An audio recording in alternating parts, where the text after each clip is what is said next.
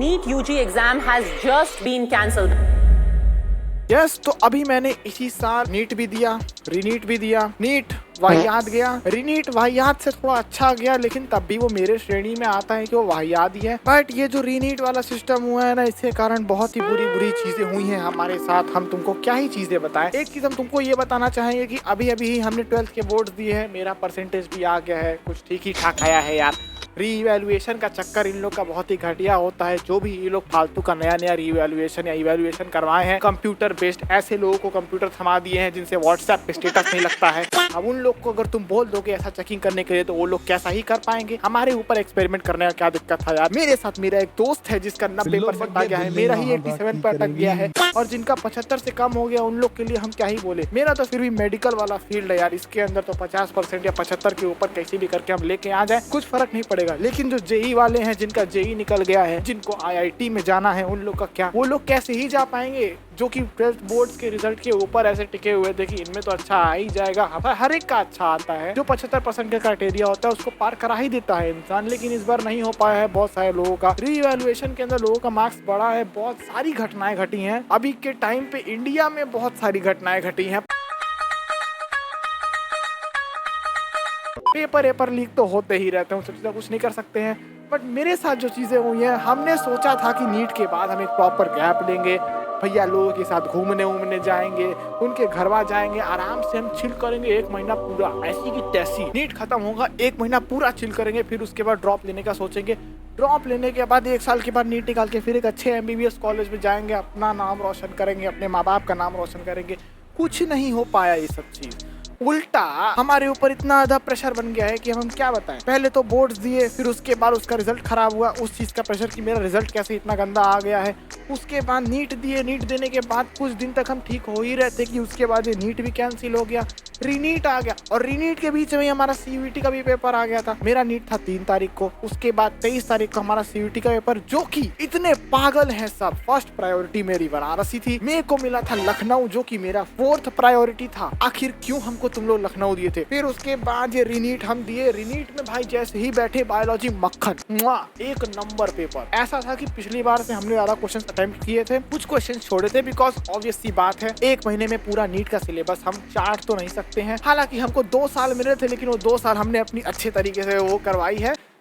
हाँ छोड़ो, वो सब चीजों के बारे में हम बाद में बात करना चाहेंगे नेक्स्ट वीडियो के अंदर, ठीक है। तो वही है, 1 महीने में नीट नहीं निकल सकता है, तो हमने कुछ चैप्टर्स छोड़े थे, और वो चीज एक अच्छा डिसीजन था, क्योंकि अगर हमने उन चैप्टर्स को नहीं छोड़ा होता तो शायद अभी मेरा जितना आया है उतना भी नहीं आया होता। बायोलॉजी तो खैर बहुत ही अच्छा गया था, आराम से हमने अटेम्प्ट कर लिया, क्योंकि इस बार का लेंथी भी उतना नहीं था, डायरेक्ट क्वेश्चन आए थे, तो एक टाइप से लग रहा था कि बोर्ड का ही एग्जाम दिए जा रहे हैं। केमिस्ट्री में ऑर्गेनिक केमिस्ट्री ठीक लगी हमको, हल्की फुल्की, ऐसा भी नहीं था कि बहुत ही हार्ड था, मॉडरेट था। फिजिकल केमिस्ट्री हमको कुछ समझ ही नहीं आ रहा था, और फिजिक्स में हमको तो कुछ नहीं आ रहा था। जितना हमने पेपर सॉल्व किया है वो अपने इंस्टिंक्ट्स के ऊपर किया है, क्योंकि लोग बोल रहे हैं कि पेपर बहुत ही लेंथी था, 2 मिनट क्वेश्चन पढ़ने में ही लग जा रहा है, या 2 मिनट तुमको क्वेश्चन समझने में ही लग जा रहा है। मुश्किल है, फिर सॉल्व करो, उसको समझो कि आंसर सही है कि नहीं, करेज ला के हल्का सा आंसर पे टिक लगाओ और बाकी सब काम करो। अरे मुश्किल है यार ये सब चीजें नहीं। फिर उसके बाद सब कुछ हो गया, रीनीट हो गया, नीट हो गया, सीयूईटी भी हो गया। अब तो एक ब्रेक चाहिए होता है ना इंसान को,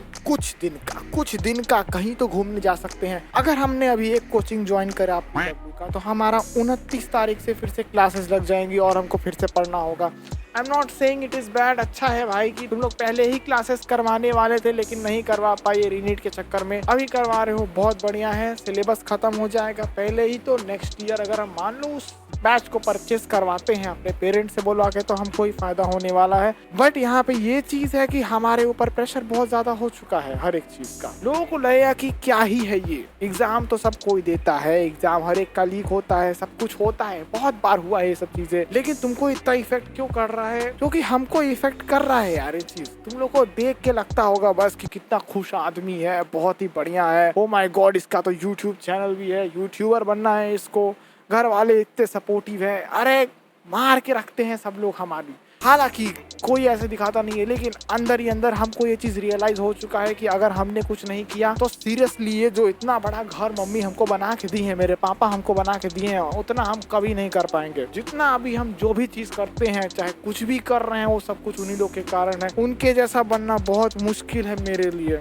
लेकिन हमको बनना है, वही तो एक चीज है। ये वीडियो हल्का सा भी एडिटेड तुमको नहीं लगेगा, क्योंकि एडिटिंग खास हमने कुछ करी नहीं है। मेरा बीच में 1 साल की एडिटिंग छूट गया है, तो हम बहुत कुछ भूल भी गए हैं। ओ शिट, मेरा ट्राइपॉड हिल गया, कोई बात नहीं। बड़ी हम चीज तुमको बताना चाहेंगे कि अभी भी हम मरे नहीं है, निपटे नहीं है, जिंदा है। यूट्यूब के ऊपर तो भाई ऑब्वियसली जिंदा ही है, असलियत में भी जिंदा है भाई। ये क्या फ्लैश में बैठे तो हैं तुम लोग के सामने, हम सांस वास तो ले ही रहे हैं। सब कुछ चलता रहता है जिंदगी में, उतार चढ़ाव आते रहते हैं, बहुत सारे आएंगे अभी आगे जाके। पता नहीं हम ऐसी लैंग्वेज में क्यों बोल रहे हैं। लेटेंट का नया एपिसोड देख लिए हैं मेरे ख्याल से, डोनाल्ड ट्रंप की हमारे अंदर आत्मा घुस की है। But the difference is that I can't talk in English, so I won't. By the way, बाकी सब चीज हमारे साथ सही चल रहा है। अब इतना सब कुछ खराब हो गया है तो बाकी सब चीज को तुम सही मानने वाले हैं। बाय द वे, अगर कोई सोच रहा है यार कि अब तो रीनीट भी बेकार चला गया, इतना कठिन आया था, ये वो कुछ नहीं, कट ऑफ नीचे जाएगा।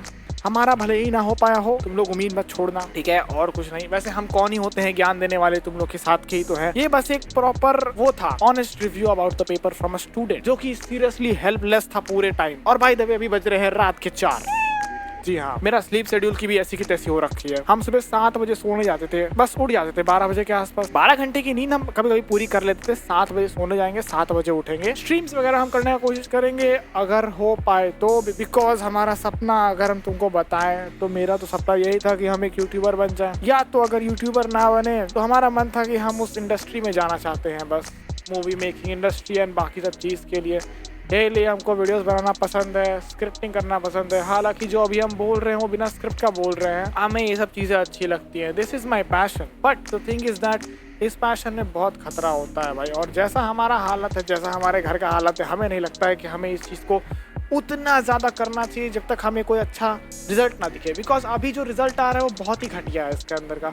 200-300 व्यूज में कौन पागल आदमी होगा जो अपना सब कुछ छोड़ छाड़ के वीडियोस बनाना चाहेगा। No, this is just a leisure activity जो कि हम यूज करते हैं अपने आप को काम डाउन करने के लिए, मस्ती करने के लिए, दैट्स ऑल। तुम लोग से बात करने के लिए, जस्ट लव इट। कि अगर हमारा वीडियो कोई चला दे यूट्यूब के ऊपर तो हमको बहुत शर्म आता है, बट हमें अंदर ही अंदर लगता है कि कितना सही है ये इंसान जो कि मेरी वीडियो चला रहा है, अपने दोस्तों को बता रहा है कि हाँ हमारा एक बंदा है, हमारा बंदा बोल रहे हैं, हमारा एक भाई है जो वीडियो बनाता है यूट्यूब के ऊपर, कुछ करने का कोशिश कर रहा है। और अभी बताएं, हमने बहुत सारे लोगों को देखा है जो कि 12th होने के बाद सब कंटेंट क्रिएटर बनने का कोशिश कर रहे हैं। सो बेटो, this is not very easy. 2 दिन में कुछ सक्सेस नहीं मिलती। इंस्टाग्राम पे मिल जाती होगी यार, उनमें व्यूज वायरल हो जाते हैं। यूट्यूब पे भाई रहने दो, शॉर्ट्स तक वायरल नहीं हो पाते हैं। लॉन्ग फॉर्म वीडियोस की तो भाई क्या ही बात करें। आई एम स्टिल अलाइव, क्योंकि हमें पता है कि हमें क्या करना है। इसलिए तुम लोग भी जिंदा रहो, मस्त रहो, कोई बात नहीं। ये कहाँ से मोटिवेशनल वाली लाइन में जा रहा है, लेकिन हाँ, हम अगर ये सब चीज सर्वाइव कर सकते हैं एकदम अच्छे तरीके से, तुम लोग क्यों ही नहीं कर सकते हो। जरूरी नहीं है कि एक बार में आदमी 1 लाख कमाए, कोई 1 रुपए कमाता है तो भी वो सही होता है मेरे ख्याल से। बस बढ़ोतरी होनी चाहिए हर दिन, और कुछ नहीं। सेम गलतियां दोबारा रिपीट नहीं करना है। दैट इज समथिंग जो कि हमको सीखना है, कि अगर हम वही गलतियां बार बार रिपीट कर रहे हैं तो इससे अच्छा है कि भाई निपट ही जाओ। By the way, love you all जितने भी मेरे सब्सक्राइबर्स हैं